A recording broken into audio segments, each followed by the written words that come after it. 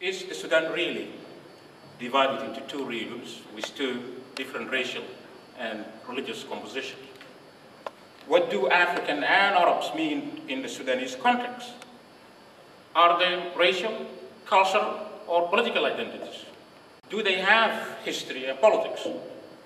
The Darfur conflicts, in my view, represents a turning point in the history of the Sudanese conflicts because it disrupts the prevailing but simplistic perceptions of civil wars as struggles between the North and the South, in which Arabs are pitted against African or Muslims and rage against Christians, quote, enemies.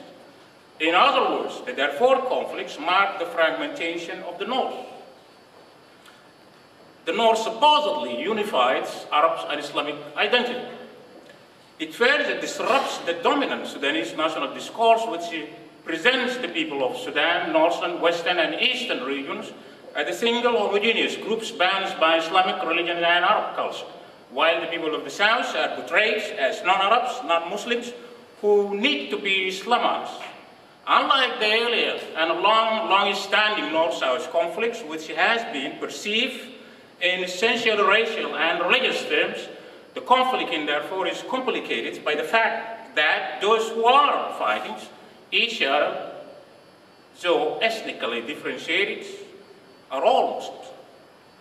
The conflict in Darfur is, in fact, the latest manifestations of the national crisis that has ravaged the country since the first stage of the civil wars broke out in southern Sudan in 1955. Neither of the two wars in the south, all of us we know, nor the current conflicts in Darfur are aberrations. Instead, these wars should be, in my view, seen as logical consequences for states dominated from its inception by the interests of an Islamized and Arabized ruling groups. Indeed, the question of national identity of the Sudan is at the center of the crisis. The legacies of slavery and colonialism have contributed to the invasion of two categories of people with different entitlement. Those who are considered Arabs by the racialized state are treated as citizens. I have not heard throughout this conference people talking about these two concepts, citizen and subjects. But in my view, those who are considered Arabs by the racialized state are treated as citizens, and those who are perceived as non-Arabs are treated as subjects. And this is, in my view, the core of the crisis. If you want to deal with this crisis in Sudan, we need to confront these issues.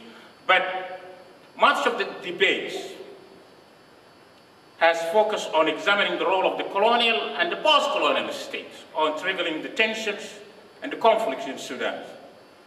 But in my view, if we want to do it right and look for solutions, I think we need to argue that the disintegration of the state-building project in Sudan today and the spread of political violence in the Sudan can be understood only, and emphasized only, by locating the pre-colonial and the colonial legacies in the post-colonial context.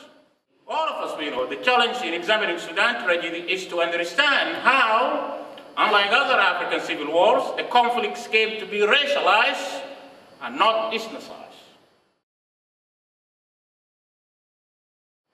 While popular representation of the Sudanese civil war as pitting the Arab-Muslim North against African Christian South may be simplistic, it is equally inaccurate to argue, as do many Arab apologists in my view, that racial distinctions and prejudice were introduced by British colonialism.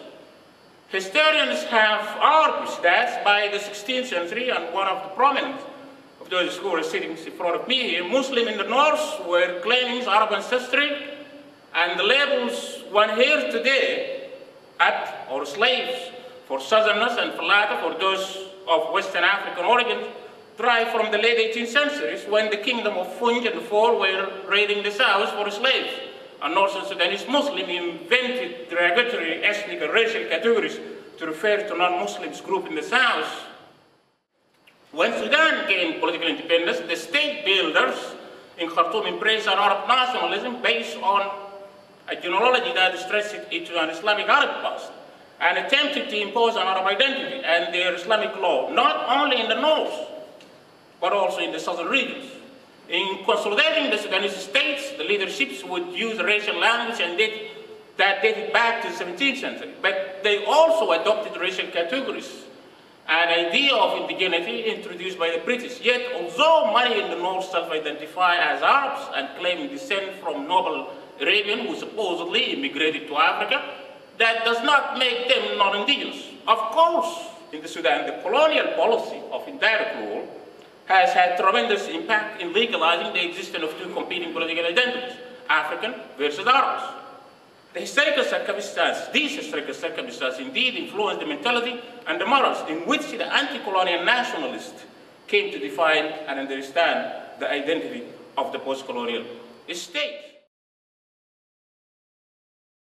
As a result, the successive Northern-dominated governments in Sudan have insisted on Arabism and Islamism as the defining elements of a Sudan national identity. In fact, the Northern-dominated ideology of nationalism has long been shaped by the legacy of slavery and slave trade. Southern or Western Sudanese who became Muslim were stigmatized by their slave status or origins. Islam and the claims of Arab origin in turn have provided the ideological justifications for the practice of racism and the use of violence against non-Arab groups.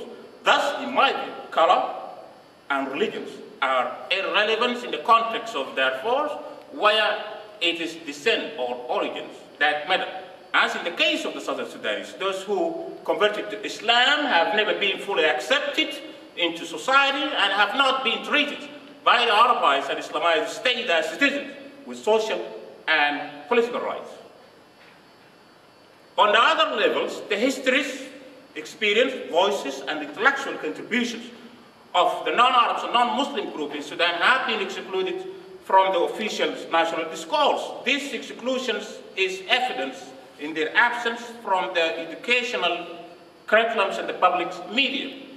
Consequently, the culture of the Arabized Northern Sudanese and the Islamization have been presented as the unifying genius of the Sudan, bringing together diverse, disparate, primitive tribal groups within common identity through the mechanism of Arabization and Islamizations. In this sense, Arabization and Islamization became sanctions by the state policy. So in my view, the civil wars in the Sudan is thus more than a matter of Arab-Muslim North against the Christian South Africa. Although the Arab versus indigenous African dichotomy runs through most of the discussion of the Darfur conflict as well, the crisis in Darfur has shown the complexity of the conflicts and the inadequacy of the North-South perspective in explaining the historical and political causes of the Sudan civil wars. As one of the possibilities of resolving these conflicts, one of the major political developments in the post-colonial political history of the Sudan is the introduction of the notion of a new Sudan or Sudanism by the SPLM. Central to current vision views was the conviction that the dichotomy between the Arab Islamic North and the African South is largely fiction. Unlike the early Southern Sudanese nationalists of the 1960s, who demanded the construction of a new state in the South, the SPLMs came to the realization that racial and ethnic inequality cannot be abolished unless the basic power structure of a society are transformed. So what happened? In my view, this new transformative discourse shifted the discussion on Sudan conflict from race and its necessity to issues of nationality and citizenship. But what happened? The pitfall of the Comprehensive Peace Agreement. The CPA, as we know, is facing a serious crisis today for two reasons. I think the two negotiating parties, the SPLA and the NCP, have not addressed two fundamental historical and political legacies embodied in the structure of the post-colonial state in Sudan. These are the legacy of the racialized state and the ethnicization of Southern Sudan. So to conclude, the fundamental task of a democratic transformation seems to be completely ignored in the current peace process. The outcome of this joint peace agreement in the long run will be the persistence of undemocratic racialized state in the north and the creation of despotic, decentralized government in the south. In both cases, there is a strong possibility for renewed political violence from within and without, given the fact that the peace agreement between opposite vision of a divided country, it remains to be seen whether this much needed peace will be sustainable, and I do not think so.